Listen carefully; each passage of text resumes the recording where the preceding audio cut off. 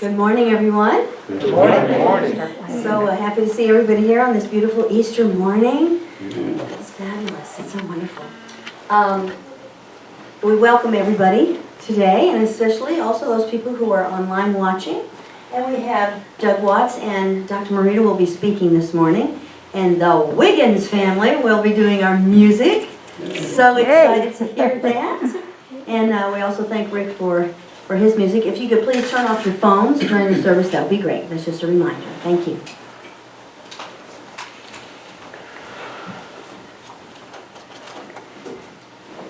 Good morning. I am so glad to see each of you here today. And I'm so glad that those who are maybe watching us on the internet, thank you for helping to make our Easter just a little bit brighter. Now's the time in our service where we do our Bible verse, and I'm going to turn to Isaiah 49. It's one of the servants' songs, and it has to do with love and grace, and I think it fits perfectly today. 49:13, sing for joy, O heavens, shout, O earth, break forth with song, O mountains, for the Lord has comforted his people and will have compassion. That's what this Easter is about. Love, grace, compassion. You know, there was this man, he walked the earth, and I'm sure he got sand in his sandals or on his feet. And sometimes when he walked, his stomach might growl when he was hungry. And I know he experienced the warmth of a soft blanket over him at night. And I know his mother said, "I love you, son," as she embraced him. And I know he got to taste soft bread and spend the time speaking with friends. And I know this man had tears on his face, on his cheeks, when he found out one of his friends' brothers died. This man knew the sting of rejection and the sting of hate. And he walked among us as the master teacher. He walked among us as Christ's nature on earth, very human. And this is what Jesus did. And this is what we celebrate today. Now, if you will, go with me as we say our statement of being as we start our service. God is all, both invisible and visible. One presence, one mind, one power is all. This one that is all is perfect life, perfect love, and perfect substance. I am the individual and I'm ever one with this perfect life, perfect love, and perfect substance. Laurie, will y'all do some music? We'll be doing Calibrate Thou Art.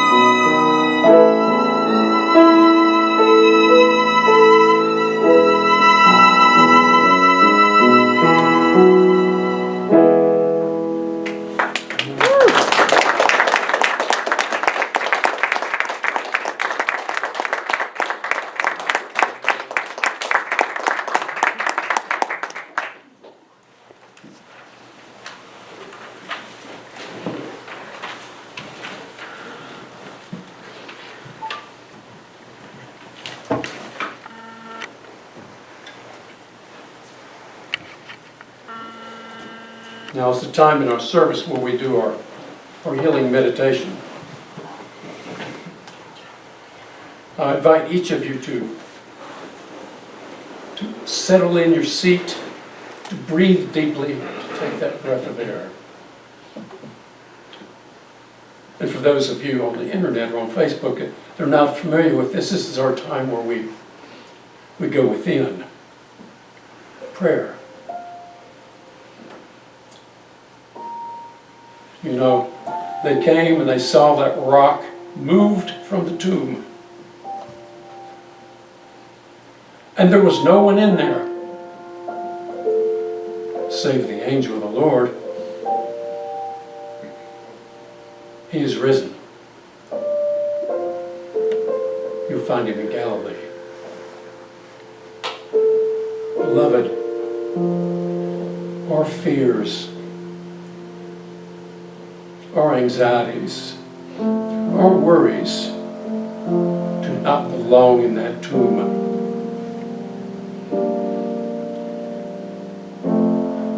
They need to be given over to that Christ consciousness.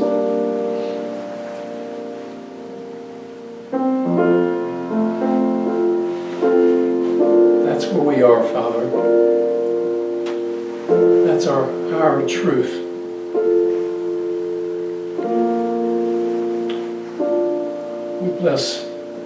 We ask some Easter blessings or some blessings for those that we know might need it, physically, health-wise, emotionally, financially. Those worries, those concerns, those friends never leave our lips, never leave our hearts. And we think of them today. We think of a member of our church, Reverend Melanie. May God's presence be felt by her in this her journey, in her experience.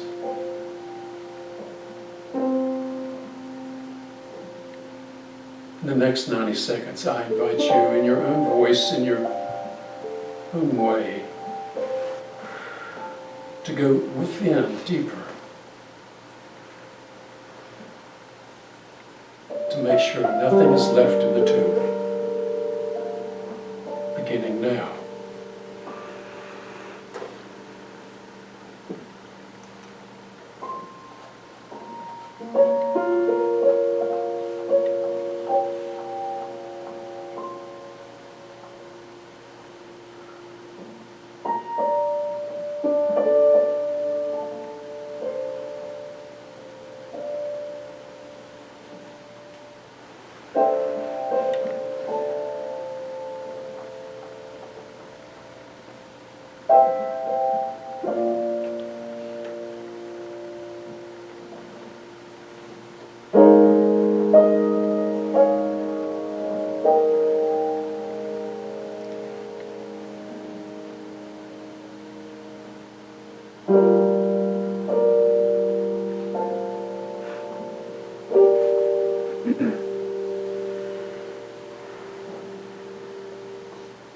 I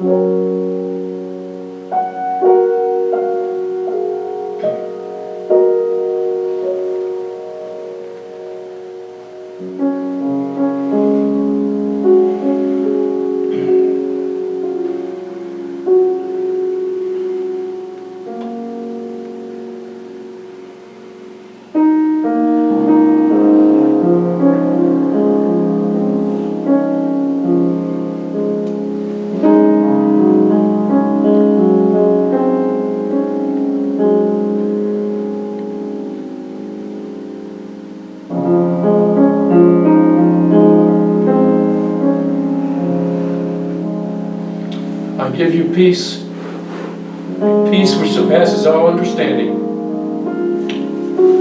I give you peace. And it is so. Amen.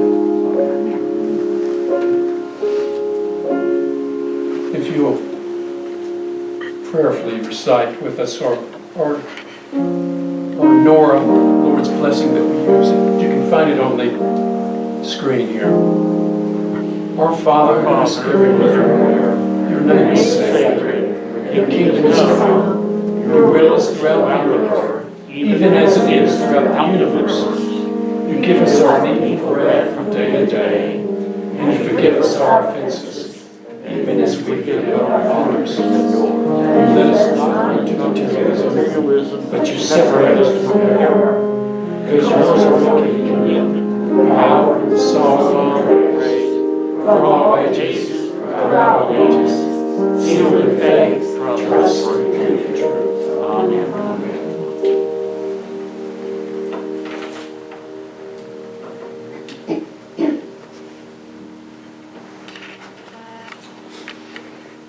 It's Easter Sunday.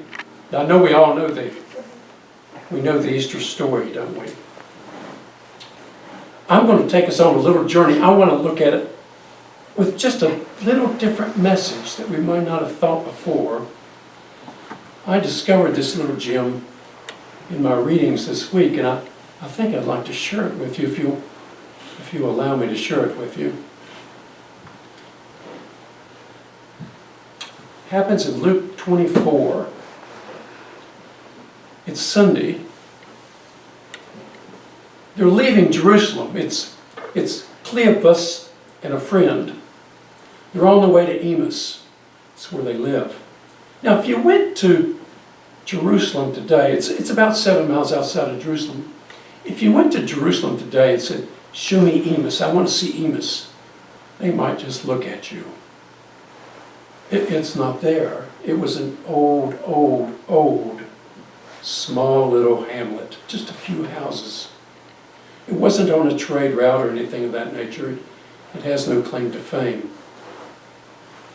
But Cleopas and his friend were walking back home to Emmaus. They're leaving Jerusalem. It's Sunday. And they're talking among themselves. Now, it occurred to me, I thought, they're leaving Jerusalem. It's Sunday.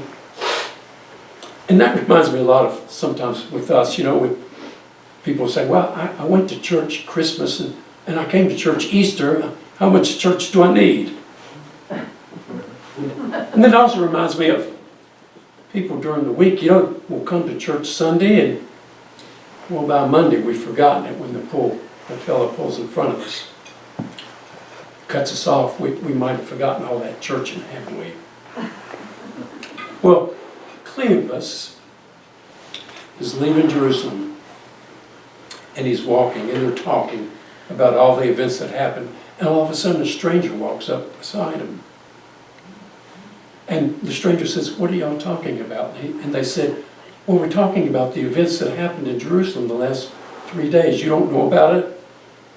You must be the only one in Jerusalem that does not know this." And so they go on to explain that the priest and the rulers had Jesus of Nazareth killed. This man is walking with them. And all of a sudden he starts quoting some scripture, talking to him as probably no one has ever talked to him. And as they're getting closer to their house in Emmaus, it was getting towards nightfall, and they said, why don't you come stay with us, a stranger? And they said, well, he said, sure, I'll come. And they went and they were eating. They were breaking bread, which is, a normal thing. We eat 2 times, 3 times a day. And they were breaking bread and eating. And all of a sudden, I think here's what happened. The Bible doesn't say this. As they were breaking bread, I think Jesus' hands opened up and they probably saw the spike holes, the crucifixion holes, and they knew who they were speaking to. It was Jesus. And it says in the Bible, at that point he vanished, and they ran back to Jerusalem to tell everyone what they had seen. This is a little different message, but it's a gem of a message. I'm going to take us back to Friday. Let's go back to Friday, just a few days ago, 3 days ago. Jesus is a person of the people. I mean, he even had his own team, didn't he? The team of 12. Jesus is a person of the people. Remember he invited he fed 5,000 men, and that doesn't count the women and children. It might have been 8,000, 9,000 people or more. He's very much a person. He's very much a people person. We're back at Friday. Jesus is hanging on the cross. He's wearing a crown of thorns. Have you ever been punctured by a thorn? I have. Oh, it hurts. A little rose thorn? Oh, it hurts. He's wearing a crown of thorns. He's got a sign behind him that says, Jesus of Nazareth, King of the Jews, so people can ridicule him and mock him. And he's hanging on the cross, and before he says some of these last words, which is, it's finished, and God, I commit my spirit to you. Before he gets to that point, I can almost see Jesus hanging on the cross going, Andrew, where are you? Peter, where are you? Bartholomew, where are you? James, son of thunder, where are you? Matthew. They weren't there. They weren't there. This man of the people, they weren't there. Who was there? Who was in front of him? Other than the Roman soldiers, who was there? His mother, Mary, her sister, Mary Magdalene, and John. John, I like John. He even gave himself his own nickname, the one Jesus loved. Now you got to like somebody like that, John, the one Jesus loved. Those were the 4 people that were in front of him. It occurred to me, I want you to know this. Oftentimes in life, we get to that point in life and we go, I need some help. I need somebody to talk to.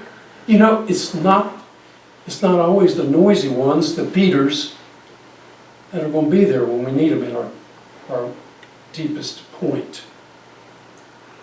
It's not always the loud ones, is it?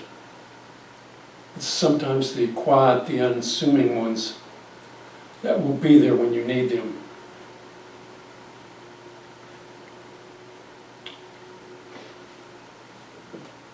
Jesus is hanging on the cross.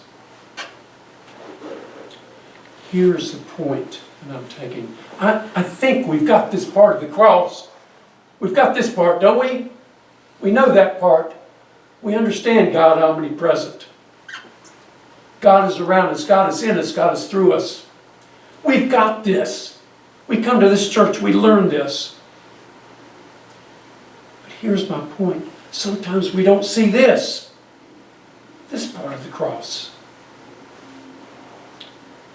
Jesus is on the cross. And before his last words, before he said, it is finished, and before he said, I commit my spirit to you. He said this in John. Woman, he does not mean this disrespectful. Woman, take this man as your son. John, my disciple, take this woman as your mother. We need to get this part of the cross. Even in his last breaths, Jesus was telling us that we're not an island unto ourselves, that we need each other. We need to get this. My message today, it's a short one because we have two messages rolled up into one Easter service. But my message today is this. I'm going to ask each of you, myself included, because I feel like there's been someone in your life that was that person that you could rely on. Well, it was a friend, a girlfriend, a boyfriend, someone that you could rely on, and that you need to say, I love you. I love you. Thank you for being in my life. I love you. And men, I'm going to say something. We can say it to other men too. I love you. I love you. We have to have the Friday before the Sunday. And Dr. Wiggins is going to speak to us for about 10 or 15 minutes, and she's going to wrap the service up for us.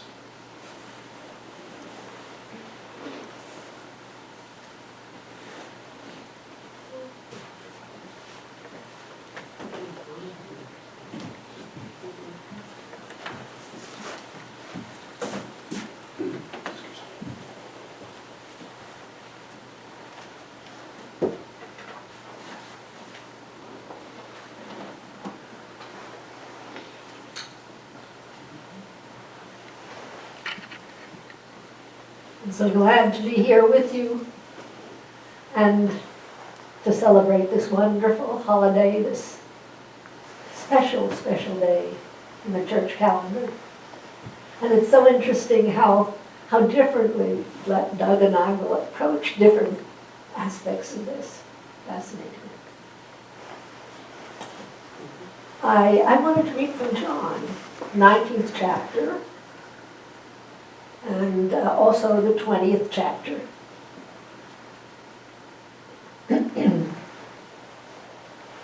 After he died, Joseph of Arimathea, Dr. Lamza gives us the other name of Arimathea. This is the Aramaic name of Arimathea, but I'll use Arimathea. So Joseph of Arimathea, who was a disciple of Jesus, but secretly, because of fear of the Jews, besought Pilate that he might take away the body of Jesus after he died. And Pilate granted him permission. So he came and took away the body of Jesus. And there came also Nicodemus, who at first had come to Jesus by night. And he brought with him a mixture of myrrh and aloes, about 100 pints. So they took away the body of Jesus and bound it in linen cloths with the spices, according to the custom of the Jews in burial. Now there was a garden in the place where Jesus was crucified, and in the garden a new tomb in which no man was yet laid. So they laid Jesus there because the Sabbath was approaching and because the tomb was near. On the first day of the week, early in the morning, while it was yet dark, Mary of Magdala came to the tomb, and she saw that the stone was removed from the tomb. Then she ran and came to Simon Peter and to the other disciple whom Jesus loved. And she said to them, "They've taken our Lord out of the tomb, and I don't know where they have laid him." She must have been so upset. So Simon and the other disciple went out and came to the tomb, and they were both running together, but that disciple outran Simon and came first to the tomb. And he looked in and saw the linen cloths lying, but he did not enter in. Then Simon came after him, and he entered into the tomb, and he saw the linen cloths lying there. And the burial napkin, which was bound around his head, was not with the linen cloths, but was wrapped up and put in a place by itself. Then the other disciple who had come first to the tomb also entered in, and he saw and believed. For they did not yet understand from the scripture that he had to rise from the dead. So the disciples went away again to their lodging place.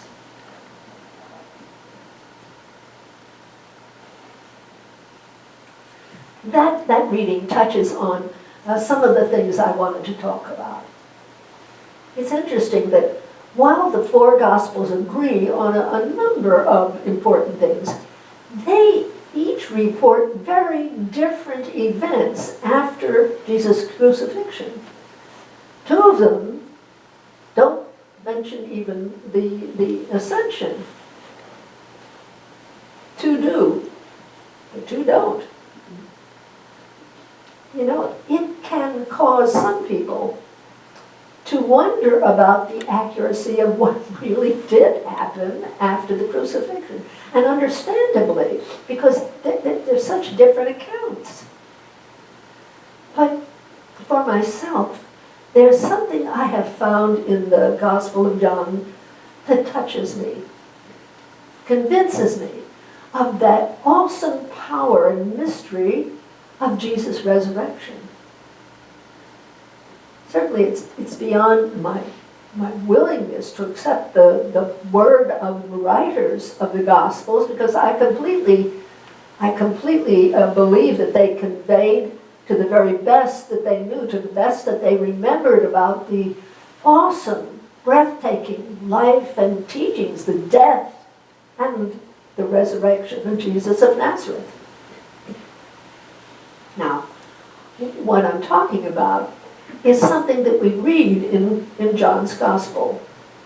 John looks into the tomb, if you'll remember the scripture. He looks into the tomb and sees the linen cloths lying.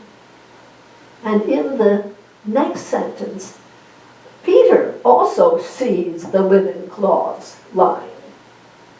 And finally the Gospel says, and the burial napkin. And the burial napkin was actually those napkins were something that you, when you perspired, you wipe your face with. But it was placed all over, just over Jesus' head. The burial napkin, which was bound around his head, was not with the linen cloths, but was wrapped up and put in a place all by itself.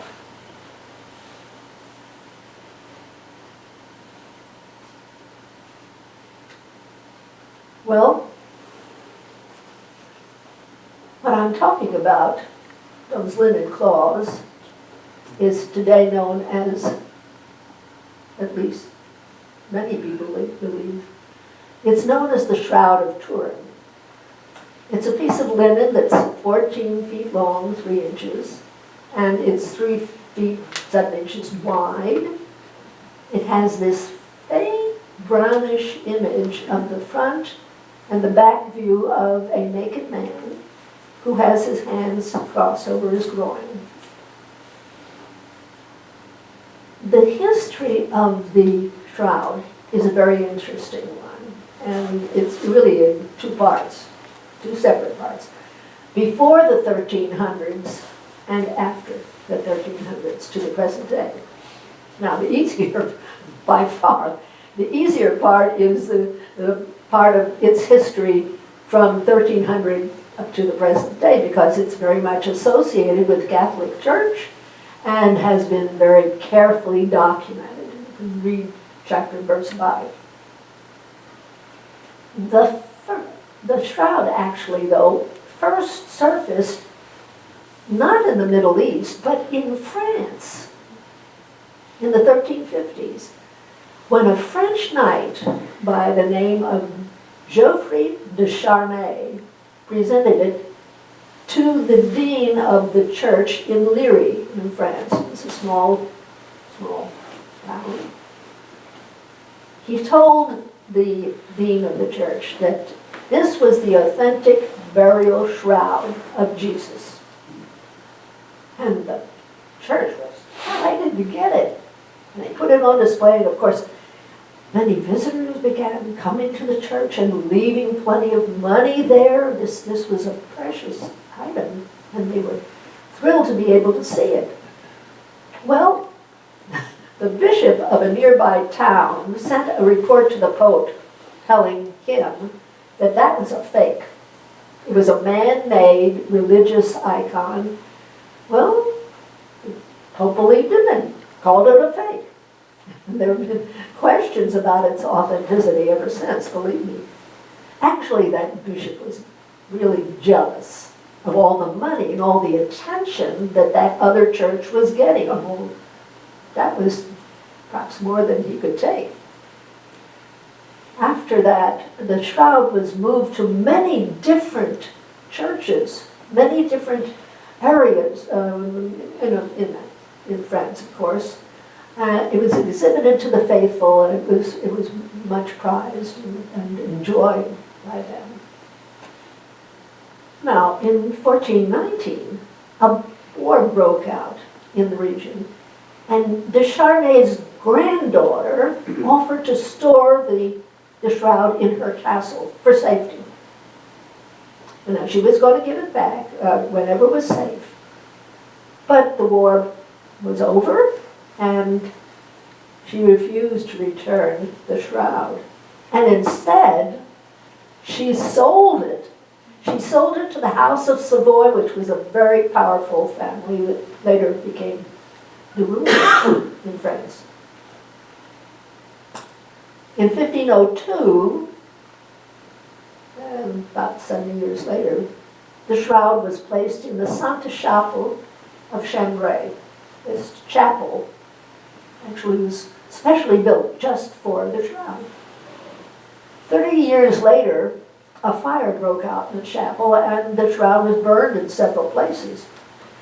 70 years after that, the shroud was moved to the Cathedral of Turin, and that is exactly where it stayed, and that's where it is to this very day. Now, after that fire in 1532, the Poor Clare nuns tried to repair the damage by putting patches underneath the shroud. In 1694, they didn't like the look of the patches apparently, a lot more repairs were made to improve what the Poor Clare nuns had done. In 1988, in our time, the Vatican agreed to a radiocarbon dating of the relic. A small piece from one of the corners of the shroud was removed, and it was divided up and sent to 4 different labs for radiocarbon dating, I should say. Now, the dating reported that the shroud was created somewhere between 1238 and 1430. Not 2,000 years ago. Oh my. In 2002, the Holy See had the shroud restored once more. And this time, they took the cloth backing that was on the shroud, and the burned places, and the 30 patches that the Poor Clares had put on it. They removed all of those. And what it did was it made it possible to photograph and scan the reverse side of the cloth, which had been hidden for centuries. And of course, it revealed a man who had a wound close to his heart, one who had been tortured, beaten, crucified, with over 100 whip marks on his shoulders, his back, and his legs. The shroud is one of the most scientifically studied objects in the world. The 1988 carbon, or I should say radiocarbon dating, has been called into question. Why? Because the top edges of the shroud, and that was where the small piece of cloth was taken from, those top edges was where people held it up so that it could be viewed by the faithful. And so they felt that people's hands had affected the top edge of it, and that was why it was said to have been created so much closer to our time. But they found that the blood that appears on the shroud is real blood. It is type AB. The twill weaving pattern is consistent with first century weaving. The pollen grains in the cloth showed that they were species that were appropriate to springtime in Israel. And one scientist said, and I want to quote him, "There are no chemical or physical methods known which can account for the totality of the image, nor can any combination of physical, chemical, biological, or medical circumstances explain the image adequately." Now, this is what a physicist said about this. The event that created the image involved an outpouring of light and heat, as well as neutrons. And another one said, an electrical charge in the form of radiation is what likely caused the man's image to be imprinted on the shroud. Interesting, fascinating. But how about this chunk of time between the death of Jesus and 1350, when it showed up in France? Where were these burial cloths all that time? Well, the shroud and that burial napkin, the smaller piece that went over his face, they were mentioned actually through the centuries. They are here and there. And certainly one was the Gospel of the Hebrews, which was a 2nd century manuscript. And it was later on mentioned in Eusebius' History of the Church, the existence of this shroud. Now, when the cloth was moved to Constantinople in 944, and there were other times when it was mentioned as well, there was a sermon that was preached about the shroud and how faint it was. And that sermon was discovered in the Vatican archives, believe it or not, and translated in 2004, just a few years ago. An image, an illuminated manuscript with beautiful pictures on it from Hungary from 1195 appears to show the shroud. So there have been these various references to it through the centuries. But how in the world could it have gotten from the Middle East to France in the mid-1300s? Believe it or not, in April 1204, the Fourth Crusade invaded and sacked the city of Constantinople, which was the capital of the Byzantine Empire, a very powerful empire at the time.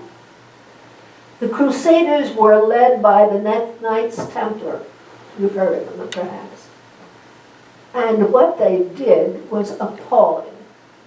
They looted, they terrorized, they vandalized the whole city of Constantinople for 3 days, during which many famous ancient and medieval Roman and Greek treasures of immeasurable artistic value were either stolen or they were destroyed.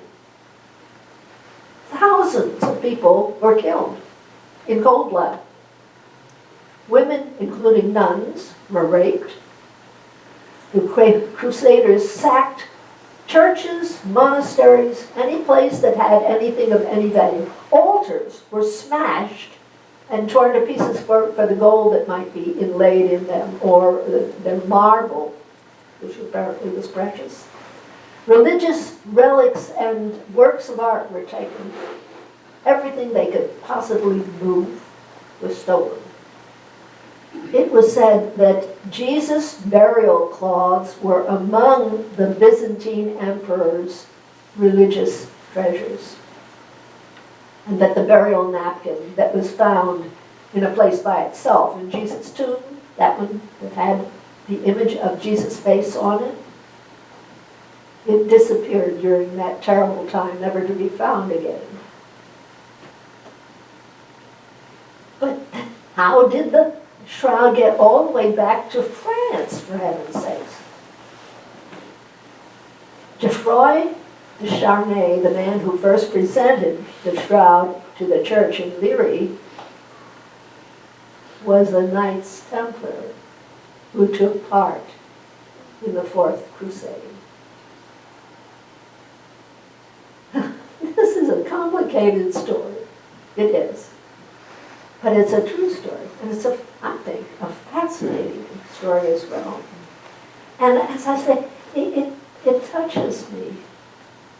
It convinces me all over again of God's incredible power to bring about the unbelievable, extraordinary events that brought that piece of linen to safety, to where it's revered and safeguarded. Who could have imagined that a piece of linen could survive 2,000 years of different owners in different places, exposed to all sorts of wear and tear, different climates, and a lot of danger? Its presence in the world today, its very existence, is an assurance, and to some perhaps it's proof of the very reality of Jesus' crucifixion and resurrection. And there is a picture of the face on the shroud, right below me.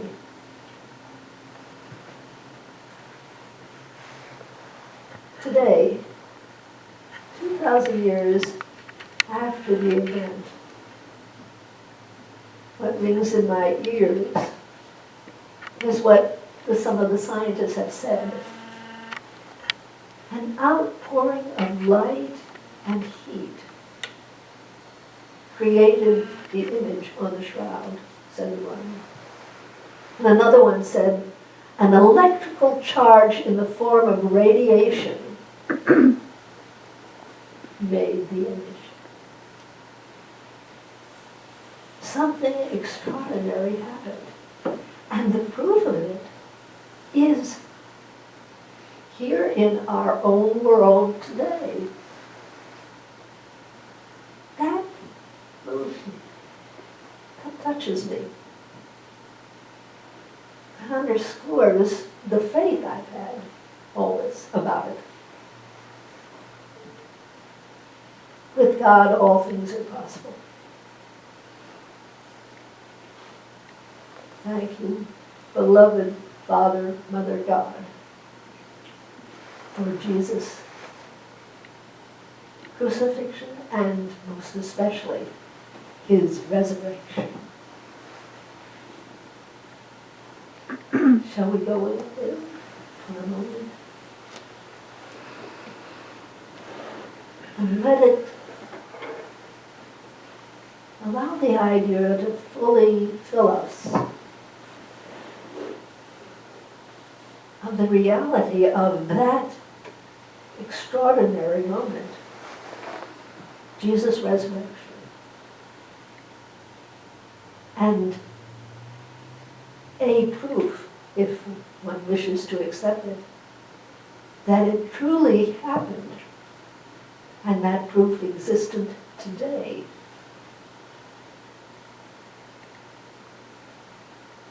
Oh, beloved Father, Mother, friend, companion, omnipresent God, the mind that created such an event, the universal consciousness that brought about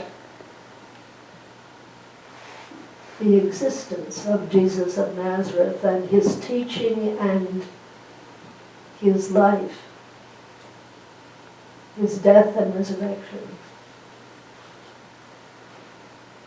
How in awe we are of that mind, and how grateful we are for it.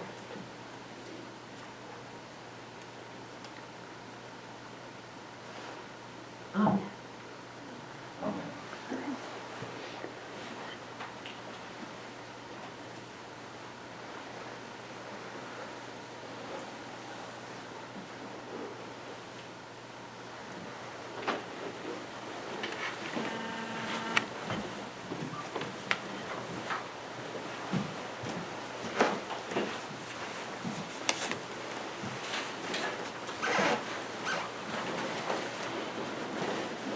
We're playing Christ the Lord is risen today.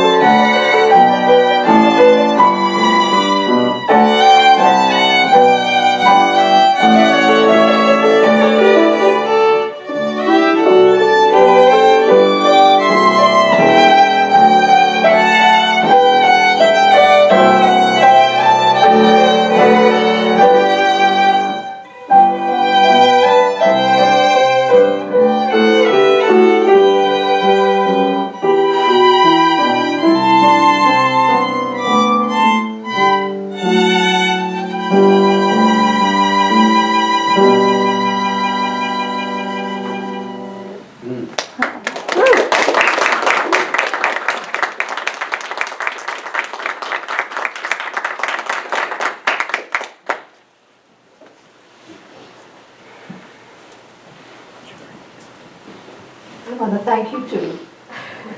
This is the first time my son Mark, who also plays the violin, was able to join us. Usually he's playing in a group in his own church. But thanks for being here.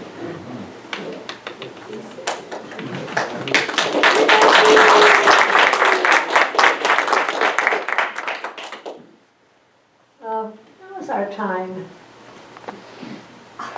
for communion. Everyone is invited to take part in our communion ceremonies who would like to. You don't have to be a member, you're there in some special way. In divine science, we believe that communion is a symbol for union, oneness with God. The elements of bread and grape juice are just symbols of communion. What we seek, not just today, but every day, is a deepening perception of the Christ within, our soul nature. A communing with the spark of divinity that is within every one of us, becoming what God fully created us to be. Today we have bread and wine, grape juice. But we don't depend on them to remind us that communion with the indwelling Spirit of God can be an ongoing thing. We can talk to God as much as we want and get greatly helped by it. Every time, actually, that we eat or drink or breathe even, we are participating in the body of God, because God and God in action is all there is. God energy is the basis of every material thing. Today, we are using the elements. But every day and every moment, we can worship in spirit and in truth, as we're said to do. We will find true communion by seeking to do this on an ongoing basis. The sacramental experience is something that everybody can have. But we have to think about it. We have to have an inward devotion, quiet, silent. But through this communion, inner communion, companioning with God day by day and moment by moment, we will express our spiritual being in life to everyone around us. Today we celebrate our innate capacity to commune with God by recognizing our deepest nature, which is spiritual and of God. We affirm this eternal aspect of one another by beholding and speaking the truth, being the truth, right where we are. Now, those of you who would like to participate in communion, please form a line.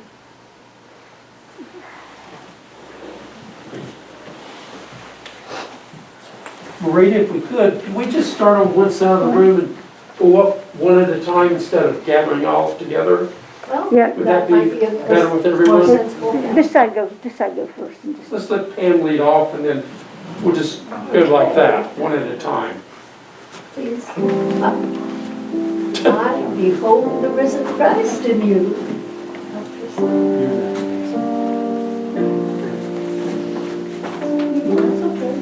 okay.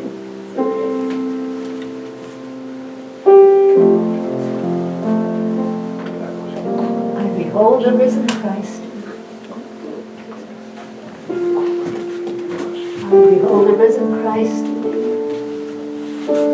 I behold the risen Christ. I behold the risen Christ. I behold the risen Christ in you. I behold the risen Christ in you.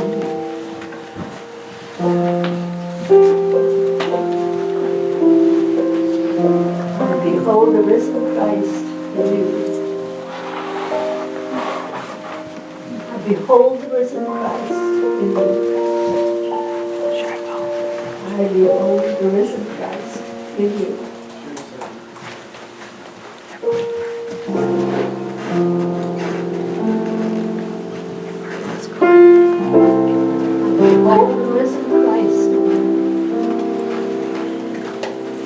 And behold the risen Christ. And behold the risen Christ.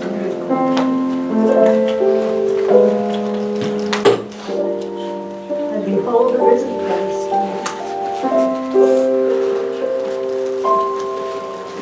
And behold the risen Christ in you. And behold the risen Christ in you. And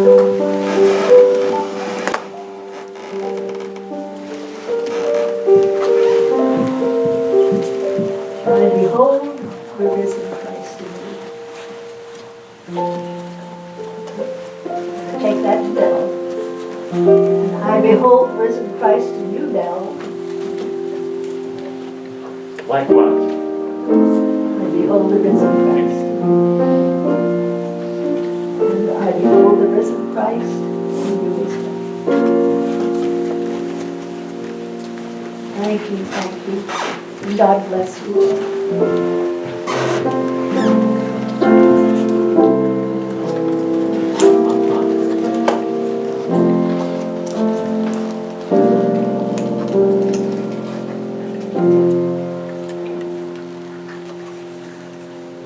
Nancy? Joanne?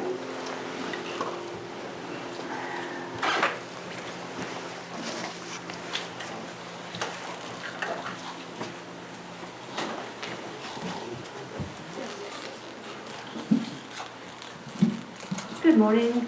Good morning. I am here. First things first, today is birthday Sunday month.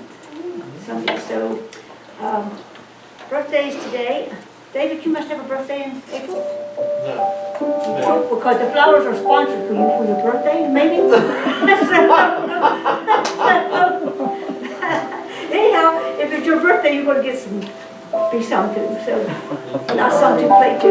Also, Pam Cobbett's birthday and my birthday, which I'm 25 again today, so.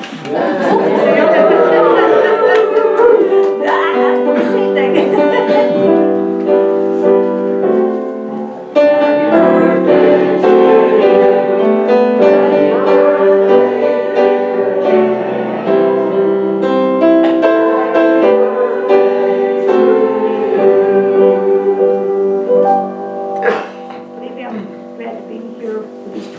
Plus years. I hope to be here for 25 more, so you'll have to put up with me. Anyhow, join us next door for wonderful cheesecake and coffee, and there's another cake over there too, but I forgot what that is because cheesecake is on top of my list, so there you go. The flowers, like I said, are sponsored by from your mother for you, David, so there you go. The board meeting is at 4 o'clock tomorrow. So anybody who wants to meet, join the board meeting and sit in on it, feel free to do that. As I had said before, because Melanie is not been able to be at church and do her functions as the board member, we have asked Pam Woods to take her place for the time being, and so she will be at the board meeting tomorrow at 4 o'clock. So anyhow, it will be at 4 o'clock. We didn't have one the last month. It seems like the weather and everything just happened, so we didn't have a board meeting the last time it was scheduled, so we plan to have this one. We're going to have a work day on Saturday, April the 24th. It'll be, we're going to try to get some ahead of the game this time instead of waiting until everything goes up. And so we're going to a whole list, and if everybody got their newsletter, hopefully, there's a list of things in there we need to have done, but also the newsletter is a way, because we really haven't had to have a congregational meeting because we haven't had that many people here. So hopefully the newsletter will keep you informed as to what's going on, how we spent the money that we raised. And speaking of that, like the roof's been put on, part of the gutters were put on this week, but then it got rained and windy, so I guess as far as I know, he'll put the rest of them on there this week. The windows still have not arrived, so I'm assuming they won't be here for another couple months, but the 2 offices back there will have the windows replaced. And so once that's all done, we will tally up all the money that we spent again and let you know if there was any left over from the money that we raised. So again, we thank you for all the money that came in. It all amazes me all the time with the money that we raise for the small church. So again, we thank you so much. Also, wanted to, we put in the newsletter that we wanted some, maybe some tables or something to have outside, because now that it's gotten warm weather, I think the coffee people have decided they might want to stay at the church and have coffee instead of going elsewhere. So anyhow, Mark Jones called me yesterday. Some of y'all know Mark, and he has a warehouse full of stuff, and so he bought a beautiful table for the gazebo and several other pieces of stuff for outside. So we thank Mark, and we will, so if you all get the chance to see him or call him up and tell him how much we really appreciate it, because it's very nice, and we really do appreciate it, so now we can be outside. So we thank him for that. Maurita, did you have anything else? Are y'all still doing the same book? Have y'all finished that book yet? Okay. Because I have an Irons meeting this coming Friday at 7 o'clock. Okay, Iron's meeting this Friday night at 7 o'clock. Okay, and the book reading class at 5, coffee at 6:30, and journaling at 6:30 on Tuesday. All right, anybody else have anything? All right, well, continue again to keep Melanie in prayer. She has got a journey ahead of her to recuperate, but try to send her cards and support her as much as we can, but knowing that she will be strong and get herself better, and we pray for that every day, so, and we thank you.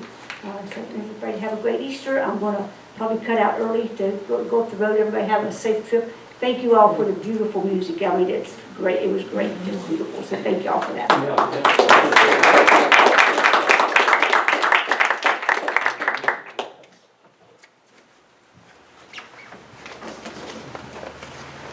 You will now have the blessing of the gifts.